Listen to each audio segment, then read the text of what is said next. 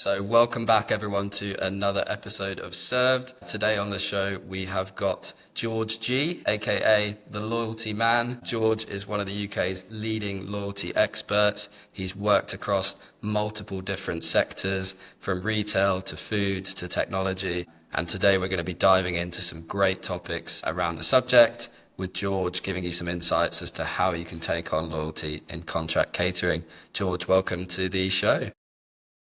Pleasure to be here. It's great to have you here. And just for the benefit of our listeners, George, maybe you can talk a little bit about how you got into the world of loyalty. Yeah, of course. So I first got into loyalty when I worked for Homebase many years ago, when I launched Nectar into that particular brand. So they closed down their spend and save program and launched into Nectar, which was like a complete eye opener in terms of what happens in loyalty programs. So before that, I was very much into direct marketing, CRM marketing, that sort of thing. So I understood the basics. However, it's very different when it comes to loyalty. So yeah, never looked back since then. And obviously joined, like you mentioned, lots of different organizations, different brands in different industries. So learned significantly over that. Perfect. And for the benefit of our listeners, George and I actually spent some time working together around 5 or 6 years ago. And I think George had just come off the back of the Costa loyalty scheme, was it at the time? And we did a lot of work around kind of loyalty and contract catering and the use of apps for that digital loyalty piece. So keep an eye out for some information around that as we go throughout the show. As I say, before we dive into some great kind of in-depth topics, maybe you can just give a small introduction to our listeners about what is loyalty and what are the different types of loyalty and what does it mean for consumers and caterers? Definitely. So the way I see it, loyalty is that someone has made a conscious decision to use your brand over someone else. So what they've done is walked that extra kind of few steps to get to you instead of a competitor. So once you are able to nail that, you are have on that first step towards that loyalty for that person. So I think that's kind of number one, really. If you achieve that, then you're achieving kind of loyalty with your consumers. In contract catering, it's a little bit more difficult, right? So sometimes people think it's easier, but actually it is a little bit more difficult. You know, you have got a captive audience with contract catering. However, they still need to make that decision as to whether they bring their lunch in, which is kind of something that you need to take into account, or they walk out of that building and go somewhere else. You still need to gain loyalty from that particular customer. So I think the key one is them making that conscious decision to come to you instead of a competitor. And would you say that there's a few different types of loyalty? I can't claim to necessarily be an expert. I know there's certainly kind of behavioral loyalty or transactional loyalty, and can you maybe give us a bit of an overview as to those different types? Definitely. So they are different types and there's a scale. So I would say there's four key parts of loyalty. So what you've just mentioned, that behavioral loyalty, that's where the customer's in the habit of just coming to your particular outlet. And the habit is formed because it's on the way to work or it's in work. And that works in a way. However, the biggest danger there is as soon as a new competitor comes in, you've potentially lost that customer. So there's no true loyalty. There's no like an actual engagement there. And that's when the next part comes in. So this is where there's a transactional loyalty. So this is the second part. Transactional loyalty is ultimately there because you've done lots of work with that particular customer to encourage them to come in, probably based on discounts or kind of anything price related incentives, that sort of thing. And that works in the majority of cases and that's fine. However, biggest issue there is a competitor again comes in and they undercut you on price or they give bigger discounts. And then you're in like this price war situation which no one wants to get into. So they're the first two. Then you move into like the next stage. So next stage is engagement loyalty. So this is where you're kind of starting to drive advocacy from the consumer. So this is where they're kind of ultimately making a decision to come to your brand instead of someone else. So what they're doing is engaging with your brand. So they would potentially join your CRM program, obviously join your loyalty program. They may interact on socials, get involved in any community-based activity. They'll give you like feedback on things and they'll probably refer their friends and family as well. That's where you want to be, right? So that's brilliant to be in that situation. However, there is one more step to this as well. So this is the fourth area, which is emotional loyalty. Emotional loyalty is one of the most difficult parts to achieve within a customer. If you achieve that, you've done a great job. However, you always try to strive for this. And there's kind of a couple of examples that I can give you. But emotional loyalty is where they actively choose your brand over anyone else, no matter what. It could be other competitors could be out there offering it a better product at a better price with more options, whatever that is. But no matter what, they will choose your brand. And the kind of a class, there's two classic examples. A classic example is the Apple iPhone, right? So if you love iPhones, you're not going to go to Samsung and vice versa, right? The other one is Harley Davidson. You know, people choose that motorbike brand because of the way they feel about that. And there's no way they'll go anywhere else, even though some of their competitors have probably got, you know, in certain aspects, better bikes. Yeah, we'll always choose that particular brand. That is a difficult one to get to. However, you always try to put the effort in to achieve that if you can. So they're the four types. Yeah, it's really interesting. And I can feel myself sitting here trying to picture some of the brands that I interact with and maybe which of those four levels I'm in. Yeah. And I guess my immediate question is looking at kind of contract catering, but the wider food and beverage space, like, is it possible for a food and beverage brand to achieve the kind of top tier, the emotional loyalty? I can think of a few examples, but maybe we'll take your thoughts on it first. Yes, there is. And that's down to personal choice, right? So I think with contract catering and restaurant industry, it's quite a good connection because everyone needs to eat, right? And everyone loves certain foods. So therefore you associated that love with certain foods with certain brands. And if you go to that particular brand and it's like a really great experience, it's good quality food at the price point that you want to pay, you start becoming very engaged with that brand. And then you slowly move, and it doesn't happen immediately, you slowly move into that emotional loyalty as well. So I think one thing that I've seen out there in the industry is someone like Nando's, for example. They do a really great job. They have a from my perspective, very basic loyalty program. It's kind of digital stamps if you think about it logically. However, people just love the brand, love the fact that what they're going to get is great food and they're going to get a great experience there. So that's moving into that particular kind of emotional loyalty, and they will go choose that over anyone else. They'll walk past, you know, 10 restaurants and potentially some of them do great chicken as well. You never know. But they will actively choose that. So they're on that kind of scale as well.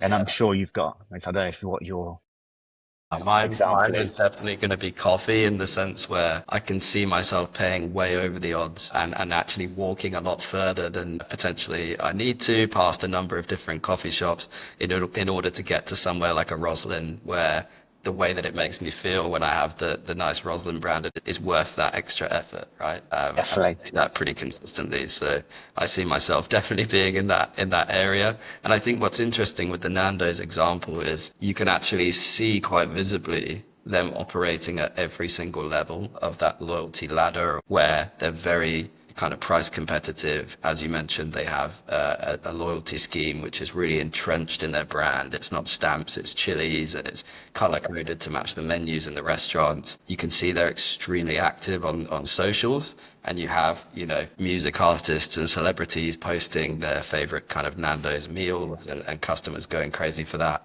And as you say, I think that top layer is maybe the accumulation of all of those things working in tandem that then allows people to kind of reach that emotional loyalty. Absolutely. Yeah. And your coffee example is when I was at Costa, when we launched the loyalty scheme, the one thing we wanted to achieve was how do we encourage that customer to walk past a Starbucks and a Nero and all those independents that do great coffee out there to come to Costa. And one of those things was obviously around operations experience, quality of coffee. However, one of those things was the loyalty program. So how do we communicate to them outside that the coffee shop environment to get them to come to us instead? And especially in towns and cities where you have so many options of coffee that it becomes a lot more difficult. So that was one of the key objectives for launching the loyalty program when we we're at Costa.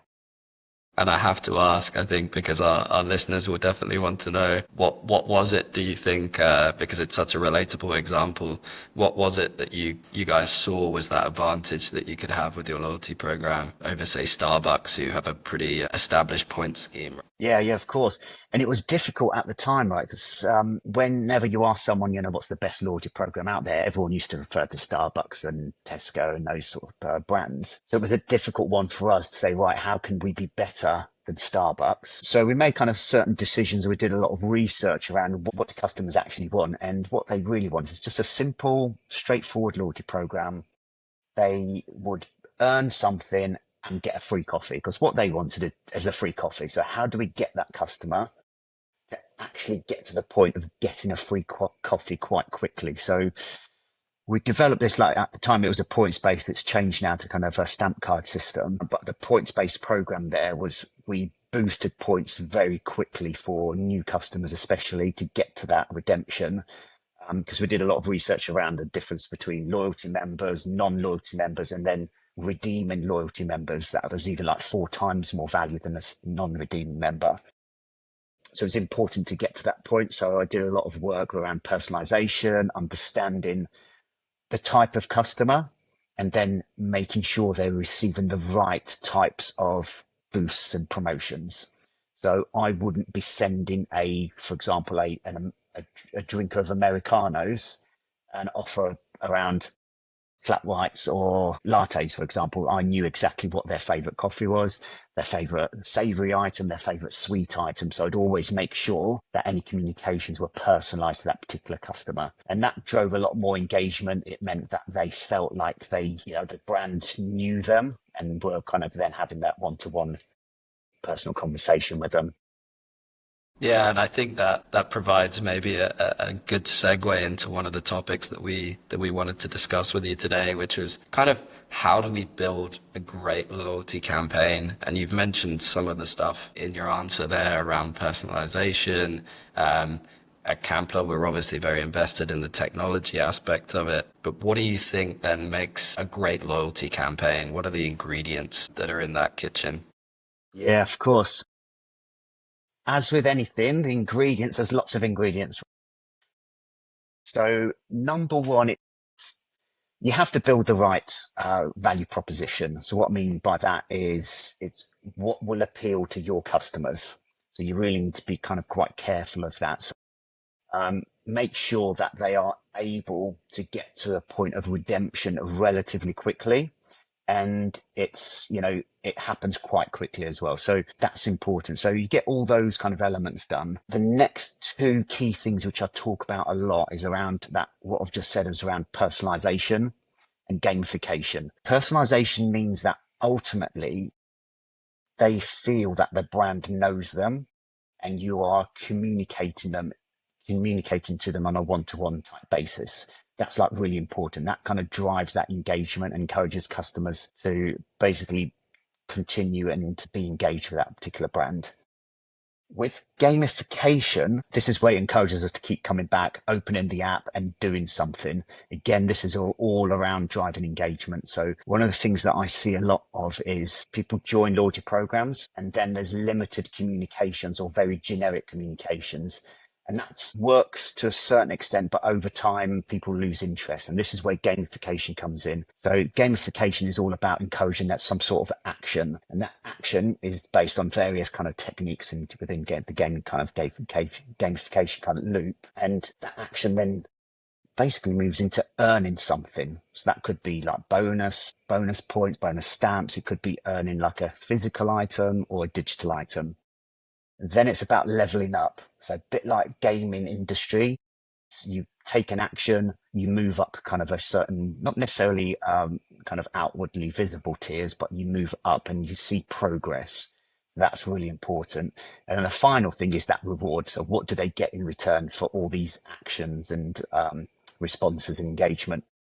That drives the next set of engagement levels. So that's like really important. So they're the two things that I would narrow it down to: personalization and gamification. How important do you think technology is in being able to deliver those ingredients of a great loyalty campaign. So the sort of personalization, the gamification, the communication, etc., to customers, because historically contract catering has relied on things like paper stamp cards. But I truly believe that you get so much more out of using a platform like an app, both in terms of data, but also in terms of kind of connecting to your customers as well and delivering that information.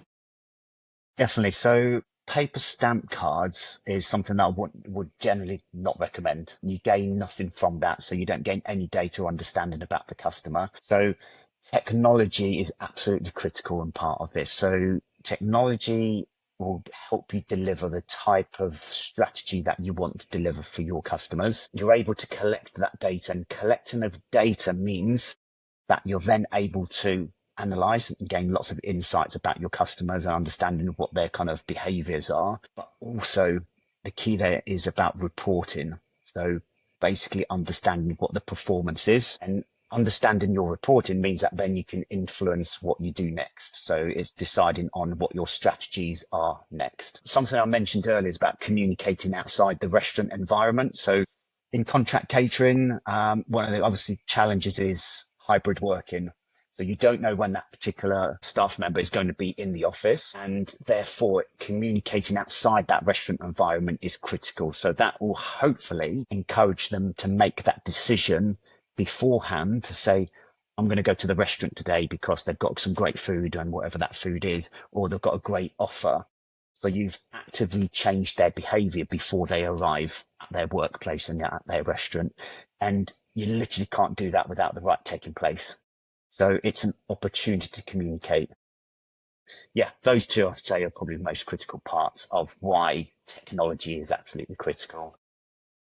Couldn't agree more. And I think that the way that we use the data is only going to lean into that because, as you mentioned earlier, around personalization, I think when we last spoke, you gave a great example, which was one of the supermarkets consistently trying to promote dog food to you over a long period of time, despite the fact that you don't have a dog. Ultimately, one of the things that I've noticed from my time in contract catering was that there is this tendency to try and offer very specific products through a loyalty scheme, and they tend to be products which have a great margin. But unfortunately, for our customers and the end users of contract catering restaurants, not everybody likes to drink a black Americano. Although it might be great for the caterers, it actually potentially has the adverse effect on customers. And I think one of the things that I wanted to ask you is, and I'm sure our listeners are keen to understand, is what does a bad loyalty scheme look like, and how can you actually lose loyalty as a caterer or as a business in general? Yes. Right. So what does a bad loyalty scheme look like? Right. I'll tell you what you've just mentioned is that earn and burn situation. So, not everyone's going to buy that black Americano. Weirdly enough, burning your points, as in redeeming your points, drives the earning. So it's not like the other way round. So generally, when you do all this research, what customers really want from a loyalty program, they want discounts and that sort of thing. And it's kind of difficult to say that, but or deliver that sort of thing. What you've got to think about is loyalty is there to add value to a transaction. So by adding value, you're not discounting. So one, you're protecting margins, right? Clearly, once people collect enough value, there will be a redemption eventually, so which obviously has an impact on margins. However, that customer has shown you loyalty over a prolonged period of time. So therefore, you've gained the benefit of that. And that's why reporting is really important to measure what that benefit is. So you've gained that benefit. They've made a redemption because they're transacting to get that free item. So that free item has to be really flexible way of redemption. So don't narrow it down to you can only redeem on coffees, for example, because what happens for all those non-coffee drinkers or, people don't drink coffee or tea. So what happens to those guys? So it's really important to get the redemption part done really well because that will drive earning absolutely. And kind of the second part to that question is, what makes a bad loyalty program? I'd probably say so. Let's focus on what would you do? What would you do to lose loyalty? So I think that's probably a good way to go about it. So a lot of contract catering, especially, and normal high street brands do this, is they launch a loyalty program and then just leave it and just expect all the benefits. It literally doesn't work like that. You need to put effort and priority and focus into a loyalty program. One thing that does happen, and I do see a lot of, and that's across contract catering and most brands, is what happens at the till point. So this is the difference between success and failure, is what happens at till point. And what I mean by that is operationally what happens. So do you get a good customer service or not? Do you get a good product? Do you get good choice? But the part that's linked to loyalty is, does that staff member ask the customer, are you using the loyalty app today, or have you joined the loyalty program? Something to trigger that customer to use the loyalty app or encourage them to download and join the loyalty program. Not everyone's going to join. However, if you keep banging the drum and keep reminding them and encouraging them, eventually they'll say, yes, you know what, I need to do this. I didn't have time before, or I keep forgetting. I'm going to join. That point at the till is really, really critical. So I'd say that's another part. And then I kind of touched on this as the right resource and priorities. So launching and leaving is just not really an option. You have to put the right people onto this. It needs to be embedded within the organization. So it can't be treated as something completely separately. It affects many parts of the business, a loyalty program. So therefore it's include everyone and encourage those kind of key people internally to basically almost help support the loyalty program. And that's why really important. The other part is not having the right software. So we mentioned this earlier. So if you don't have the right tech, how can you deliver the right loyalty program and the right strategies, right? So that's absolutely critical. And the next part is the right value proposition. So make it appealing for a customer to, one, join the program and then continue using it. So that's kind of really important. And then continually engage with customers as well. So I used to make sure that there was at least 2 pieces of communication to a customer every week, and I needed a reason to contact a customer. So that could be linked to lots of like promotional activity, but it could be linked to simple things like, this is your update on your points total or your stamp total, or little pieces of encouragement to say you only need 2 stamps to get your free meal, or you only need 100 points before your next reward, or do this, give us a bit of feedback here, get this type of reward. Just something, just like, it's almost like ticking away in the background. And if you don't have those pieces of engagement, it just means that the customer just forgets about it and doesn't really make any conscious decision to change their behavior in terms of what they're going to have for lunch that day. So I'd say those are the ones. If you don't do that, that's how you would lose loyalty. Wow, there's so many insights in there. Lots to think about, yeah.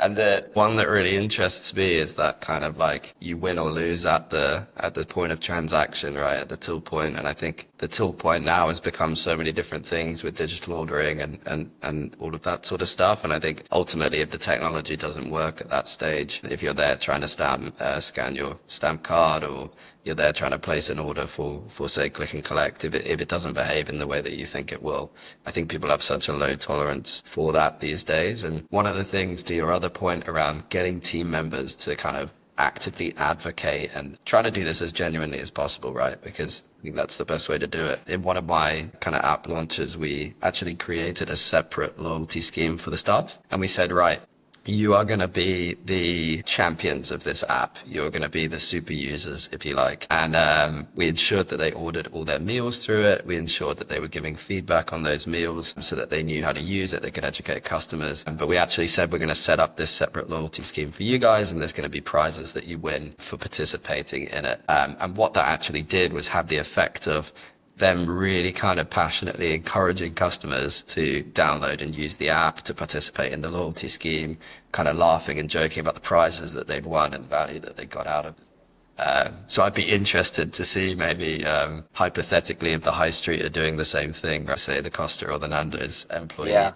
And whether they're participating. I think just to pivot slightly, one of the points that you raised there that I thought was interesting was around margins, right? And contract catering historically being quite a tight margin game. A lot of the caterers and the leaders in the space that we talk with have an opinion. They have maybe a kind of a pessimistic opinion about loyalty. And the phrase that gets thrown around a lot, our loyalty, it's just another discount. We've got this captive population. So for us, it's not so relevant. Like, what would you say to those people? That's definitely an interesting one. So Having a captive audience, you would generally feel that that's an advantage, right? But it certainly isn't an advantage. The captive audience, what happens there? There's a limited number of customers, so therefore you've only got those customers to influence, which then makes the loyalty program even more important because the customer retention is absolutely critical at that point. If you don't retain those customers, they will literally walk out the door, go turn left or turn right, and have lots of options on food options and hot drink options. So how do you encourage them to stay within the building to actually transact with you? So that's where the loyalty program, you know, has to work really well to encourage them not to leave the building. So keep that captive audience within there. There's other parts of this. So like I think there's a misconception about the margin situation. So I think, finance people will definitely say, yes, we might as well just discount everything. It doesn't quite work like that. So generally loyalty programs will offer, obviously from that 1% return to kind of 5% return. I think if you do anything above 10% is quite rich. So if you turn that into a discount, if, for example, let's go with 5%, if you offer everyone a 5% discount, is that really going to make much of a difference? Is that people will be thinking, so what, 5% is not really that much. However, if you offer 5% more in terms of loyalty value, so let's just say points, all of a sudden people become really interested because that means, just by making my transactions, spending a little bit more here, responding to a few different kind of actions and promotions here, I'm going to get my coffee for free. That is a big game changer when you're getting something for free.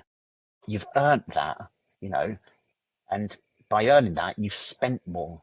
So that's the difference. And that's, I think, don't think of this as a discount and a margin. That just doesn't really, yeah, you shouldn't be thinking about it that way. You're building in like an emotional connection with the customer, and that drives changes in behavior as well. It's all about the chase, right? And I think that's where the kind of game comes in for customers.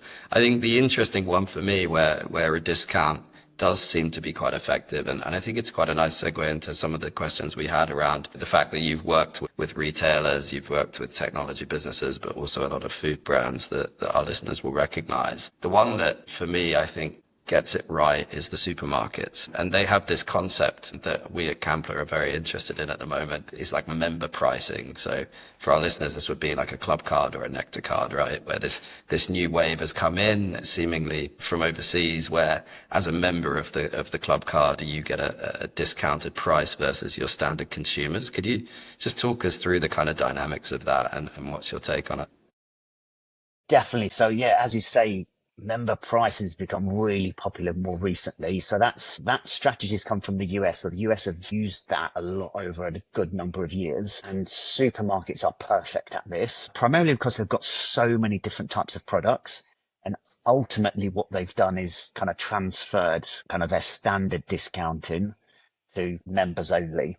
And the reason for that is to drive acquisition, so to drive more members. So, if you go through the news and look at Tesco, what happened there is that their acquisition was very stagnant. So they hit I think it's about an 80% participation level. So that's 80% of customers using the loyalty card, which by the way is very high. So if you ever achieve that within restaurants and contract catering, you're doing exceptionally well. I'd probably be thinking closer to like 40%. That's really good. Yeah, Tesco's kind of a bit of a different ball game.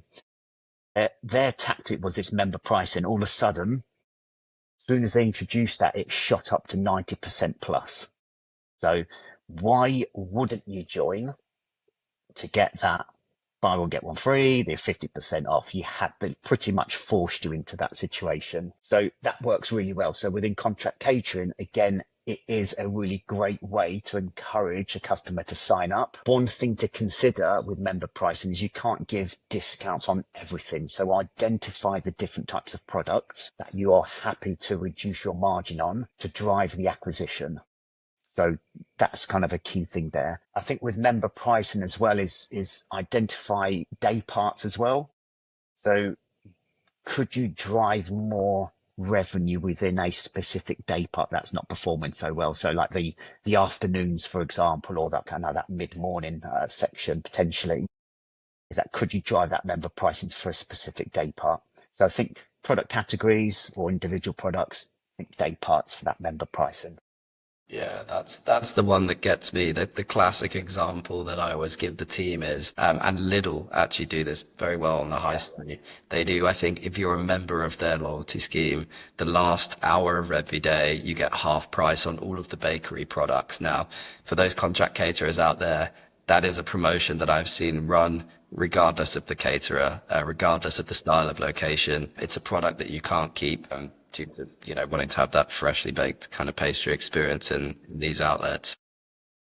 They do go to waste. And one of the things we're very passionate about is obviously, eliminating that food waste where we can. Basically, when you go into these outlets, they'll have a poster saying, we offer half price off pastries for the last hour of every day. But actually being able to use the technology to say it's exclusive for app users, exclusive for members of the loyalty scheme, and to be able to notify them that that kind of last hour is starting and drive them to come down. And I think it just wins on so many fronts from a margin perspective, a loyalty perspective. I think it's really exciting, right? One thing that is really good, and I think we did that with a couple of clients when we worked together. Definitely that works really well. Another way to look at it as well is that if you're a member, you get earlier access to that discount. So, for example, if it's normally 3 o'clock on a Friday afternoon, let's get it at from 2 o'clock. So that means you get more choice because you're a member. So that kind of adds kind of more looking at kind of feeling that you are more of a VIP and more special than everyone else. So it's incorporating that potentially as well. But definitely that those kind of things, reducing waste and using that as an opportunity to ultimately, yeah, sell stock that ultimately would eventually go into the bin. Yeah, that's it. And I think you touched on it with the Tesco's example where you've got discounts, but you've also got those promotions. I think you gave the example of like buy one, get one free. Restricting those promotions to only members of a scheme or users of an app, I think is another way where it's not necessarily giving a strict discount, but it's making it feel a little bit more exclusive.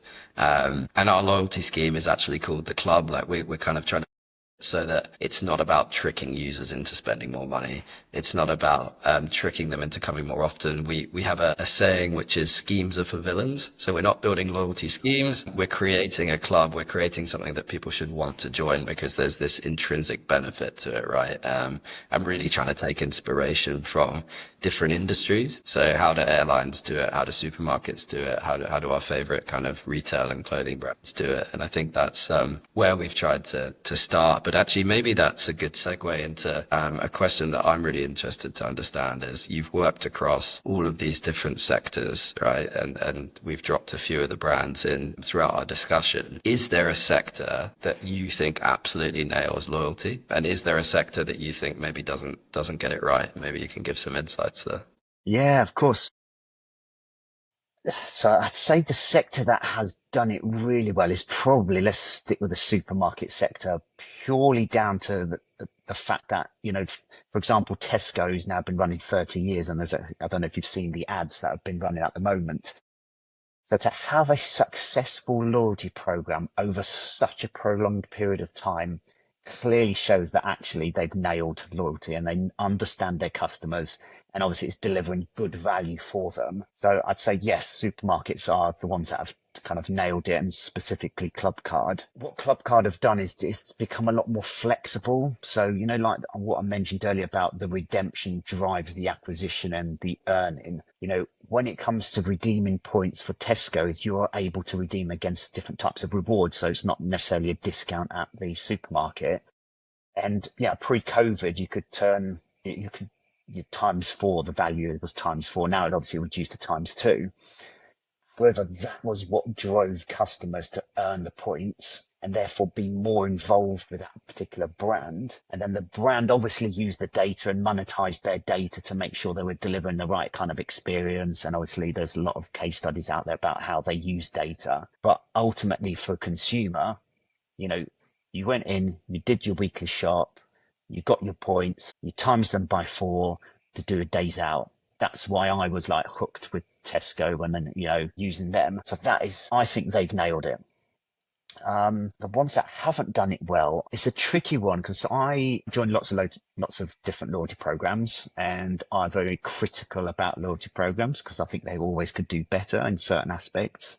But there's a strategy behind it, which I don't know what their strategy is, so that might be purposely done that way. But I think the key thing is try to keep it simple from a consumer perspective. So if you can't explain the loyalty program and its benefits in one paragraph, then it's too complicated.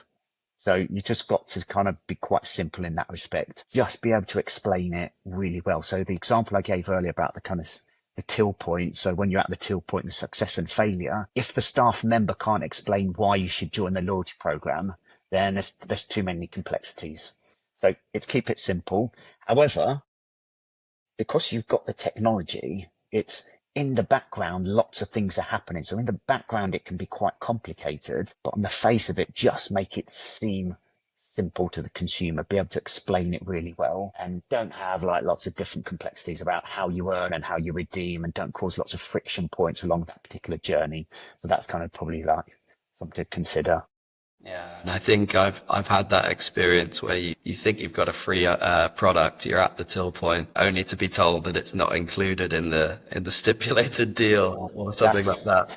And there's a queue of people behind you, and you're thinking, "Gosh, this is so embarrassing." And I yeah, think that's definitely, really where it has like the opposite effect, right? And I think that's absolutely. something that the key theme that I'm picking up on is like flexibility in terms of what you earn on, and flexibility in terms of what you can Demon, and it kind of leans into something that I know you and I have discussed before around it's obviously easier to run a loyalty program for a business like a Leon or a Nando's where they've got this static product range that runs across all of their outlets, right?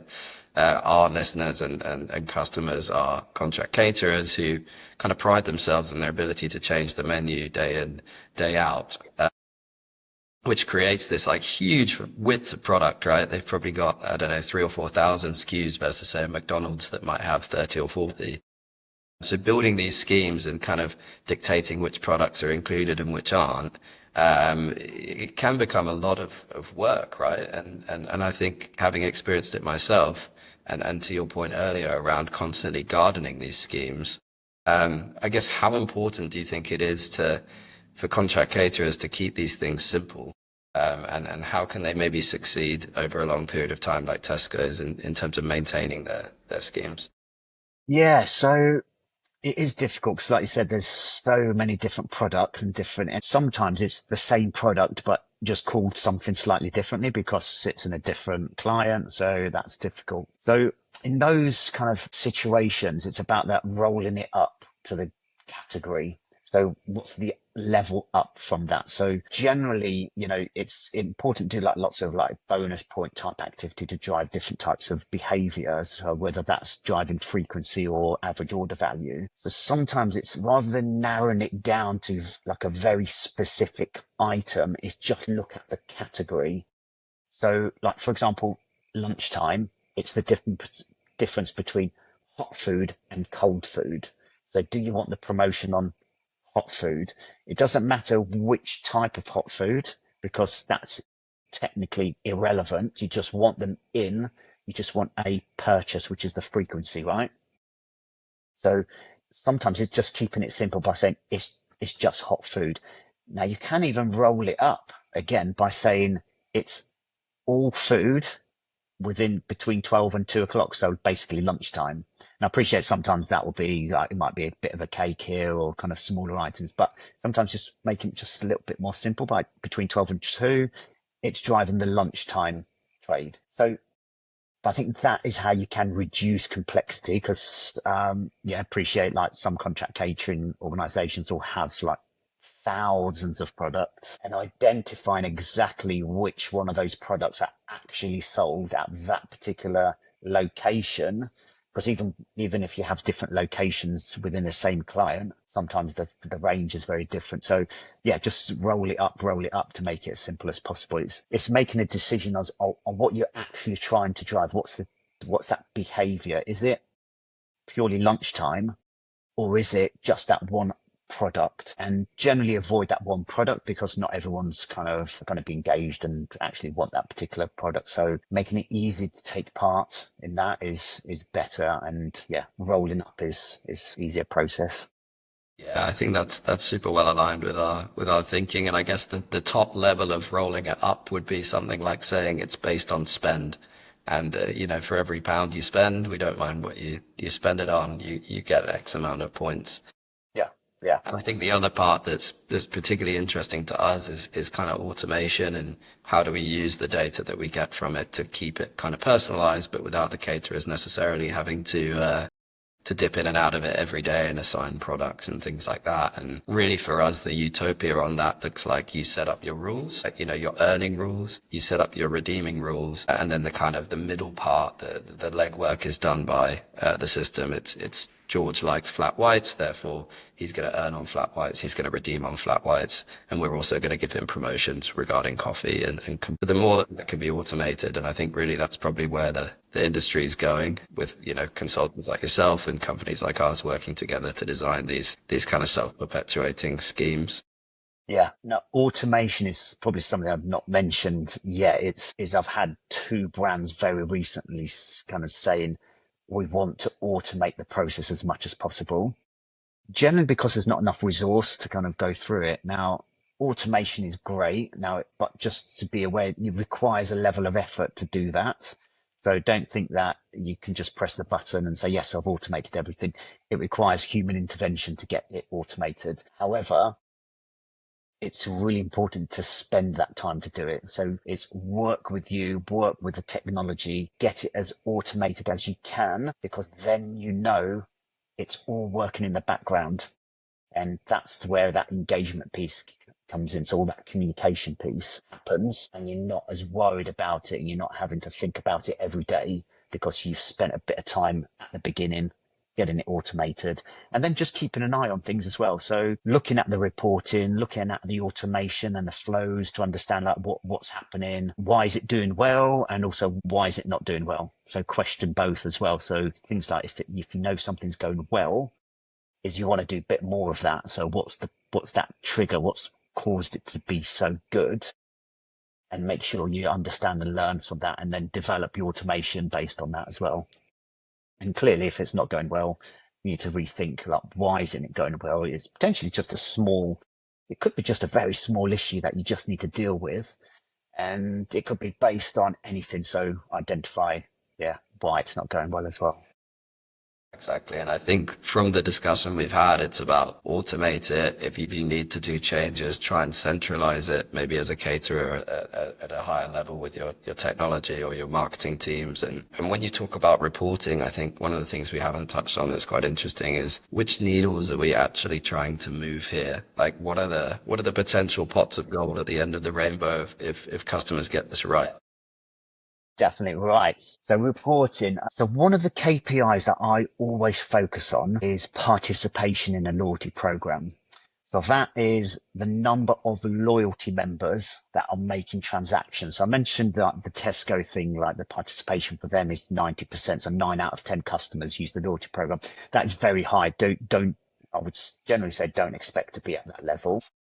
I think your participation level should be kind of between the 30 and maybe 40, 50% mark for contract catering, definitely.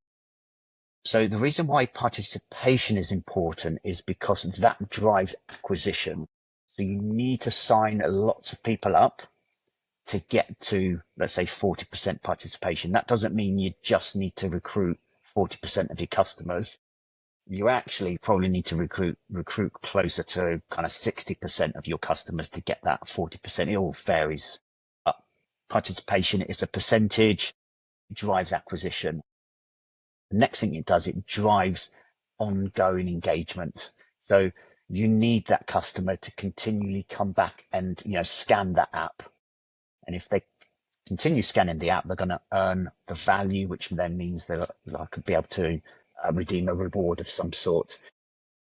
That's why participation is important. It's a percentage figure, which means that it doesn't matter whether the outlet's got 100 customers a day or 1,000 customers a day. It's a percentage. You want 40%, and that then focuses that particular staff member, your managers, your regional managers, to say, okay, what's your participation look like? And, where do we need it to be? Acquisition, and then continually reminding consumers to actually take part. The next stage is, if you have 40% of customers taking part in your loyalty program, it will have an impact on your revenue, a positive impact on your revenue, because you've got enough people to influence. And I'll give you the other end of the scale. If you've only got, let's say, 5% of customers signed up or you actively using it, even if you double the revenue on 5%, it's really not going to have a big impact on total sales. So that's why that 40-50% mark is really important. The key KPIs then move into where's the revenue, where's the extra revenue coming from? So it's like that balance between frequency and average order value. So, and I say it's a balance because it depends on the type of outlets, will depend on what you can influence the most. It also depends on the type of customers and how you can influence them. So it's getting that balance. Now, what's worth more to a brand or to a contract caterer is frequency. So coming in one more time to buy lunch or a coffee is worth more than maybe spending an extra 10, 20%. And think about this, right? If you're coming in for a coffee, you are coming in for a coffee. You're going to get your favorite coffee. You're not going to start adding lots of different types of milks or extra shots or syrups. Generally, you're just going to go for your normal coffee that you enjoy. Likewise with lunches, you're generally going to go, like say meal deal, or you're going to go for the hot dinner, right? You're not going to necessarily always keep adding extras on top of that. There's definitely opportunities, so you might be able to shift from kind of a lower value product to a slightly higher value product, and that's perfect. That will increase average order value, but frequency is the one that would deliver significantly more benefits. So have a think about that. Now I've said that, now you need to think about something slightly differently. Now you need to think of the type of customer. All right. So when you look at kind of segmentation, is your higher value customers are going to naturally be transacting and their frequency is naturally going to be higher. Therefore, the opportunity to increase that may not be there. But potentially, your higher value customers, that's about maintaining frequency, not necessarily increasing, but then maybe start introducing kind of average order value driving activity. Because, if they're coming in, let's say 5 days a week buying their lunch, they're not going to buy 6 lunches, right? So it's difficult. So maybe it's driving, like moving them and shifting them into a higher value category. And as you move down the kind of segmentation, so as you move down to the lower value customers, this is the other end of the scale, there's an opportunity for frequency there. Because, let's throw in the kind of standard stat is they may be transacting once every 2 weeks. If you can make them transact just one more time in that 2 weeks, double the value of that customer and potentially that whole segment as well. So then you're more focused on frequency driving activity for your lower value customers. It's getting the balance right and a little bit of test and learn, because each client's going to be different. Each outlet's going to be different because it depends on what they're selling. So it's just like understanding that. And that's why automation is really important. So it's difficult to understand all this without that reporting and without introducing that automation, testing, learning from that, adapting it, and understanding actually what's the trigger here. I think it's the interesting thing, and I can kind of hear our listeners in my mind going, wow, this sounds great. We're talking about doubling the value of customers. We're talking about impacting revenue. We're talking about impacting spend per head, and which are these kind of elusive things that all caterers are chasing. And then we're caveating that with words like automation and report and technology, which, typically don't have the same kind of exciting reaction in the contract catering space. So I guess my question to you would be, if you were a caterer and you didn't currently have a loyalty scheme, or maybe you had a loyalty scheme that you hadn't paid a huge amount of attention to, where would you start? Like, where would you recommend starting as a caterer? What are the steps that you would take to kind of make this actionable and achievable? Right. So number one is, what are you trying to achieve? What's the vision for this loyalty program, for example. So I think you really need to understand and nail that particular idea, because that will determine the type of loyalty program that you're therefore willing to launch, and how that will potentially feature and what the features might be. And that's where kind of the next kind of situation comes from, is start with the basics and build from that. So, it's like the earn and burn scenario. So how do you earn? How do you burn? So redeem your products, and how does that work? And, be flexible enough to allow customers to be able to earn in lots of different ways and be able to redeem in lots of different ways. So definitely start with the basics, but absolutely build from there. So as soon as you launch something, don't think that's it. You're done. It's continuously adding kind of focus, prioritization, resource, even like budget, to continually innovate and adapt that particular loyalty program, because lots of loyalty programs fail because they don't keep adapting. So definitely adapt. And that's why you just improve the features. Then it's about the value proposition. So just make it appealing for a consumer and put yourself in their shoes. Whatever you're thinking about what that particular strategy is and that value proposition is, would you download the app, and would you spend the time registering and start using the app if the value proposition is right? Okay. If it's not right, you're generally not going to do it, because I've heard many people say, I just don't transact, or just don't come often enough for it to be any much value. But they're the guys that are potentially the opportunity, because what they are doing, they are transacting, but they don't feel the value proposition is good enough. So there's a couple of tactics around the value proposition. So it's like, what's that initial point of, like, what do you get at the point of registering to get them towards that first redemption? Something I say is, don't generally give away something, but get them halfway, 2/3, 3/4 of the way towards getting something, because what you want is really a transaction before they get something for free. Otherwise, they just download it, get something for free, and disappear again. So you just need a transaction, potentially 2 transactions, and then they've got something free quite quickly. And once they've got something free, they're then potentially hooked in the loyalty program, and then they start using it. So that's kind of important. Something I've mentioned is understand your data, look at the reports, understand what it's trying to say, and take action from that. So focus on what's doing well and focus on what's not doing so well, and try and kind of make sure that you understand what's going on. And finally, just be clear on your KPIs, communicate out to your people on how this is going. So, your managers will all want to know what's going on overall, but also what's happening at outlet level or client level as well, because the guys at the till point want a little bit of feedback. They want to know, I've been asking everyone to join. I think everyone's joined. How's it performing? They want a little bit of feedback to say, what, you've done a great job. You've got 50% participation. You've got X number of members that have joined. They're spending, 10% more. They're frequenting 10% more. They want to know that what they're doing is actually having a difference. And, give them a tap on, a pat on the back. Give them a little, free coffee, because, well done. You've done well here. We're going to celebrate. We're going to go out tonight, and, the manager's going to buy the first round of drinks. So it's now time for our exciting quickfire round. George, you can answer with a couple of words. You can say yes or no.